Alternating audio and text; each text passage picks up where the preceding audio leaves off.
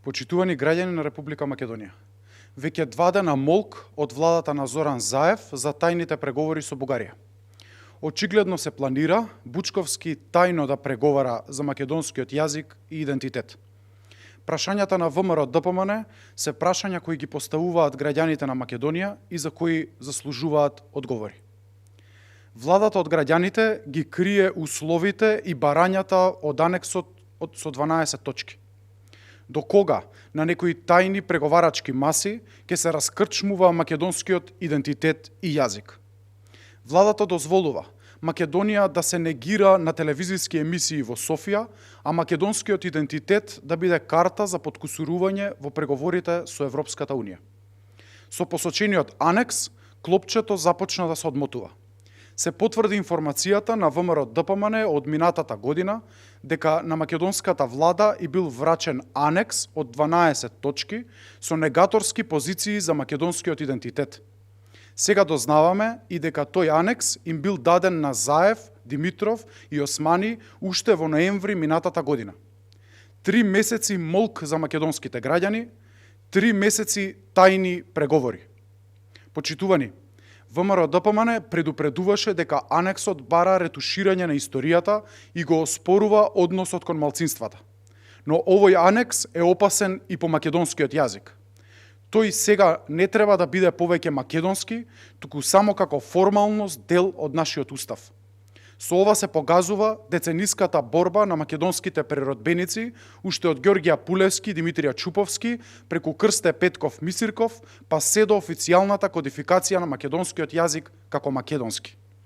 Затоа, министерката Мила Царовска сама и без јавна расправа се впушти во образовна реформа со која се укинува предметот историја.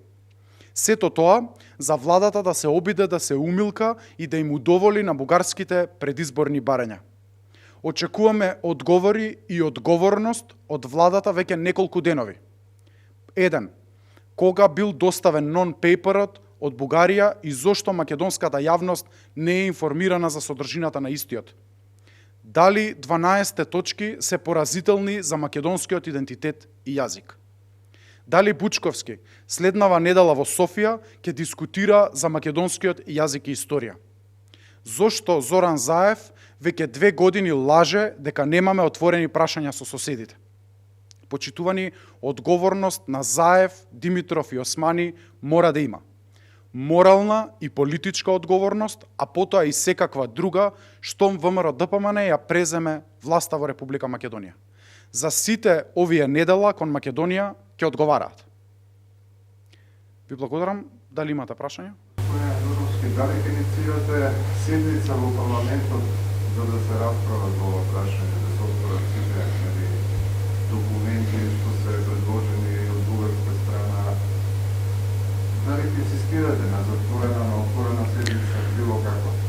Преку Комисијата за надворешна политика веќе 2 пати побаравме присуство на министерот, сега веќе заменик премиер Димитров, за да ги објасни позициите и што се преговара. На тие не удостоија со присуство, а во втора фаза повикавме и на одговорност на Димитров, поднесувајќи барање за гласање на негова доверба во собранието, и се надеваме дека овие 2 форуми ќе бидат посетени од власта, а не да продолжи да игнорира опозицијата и да не трга настрана од клучните прашања за Македонија, за кои што е потребен национален консензус. Се додека владата смета дека може сама унисоно да ги води работите, ќе удираме во зид и ќе се соочуваме и со асимилаторски барања и со блокада на патот кон Европската Унија. Ви благодарам.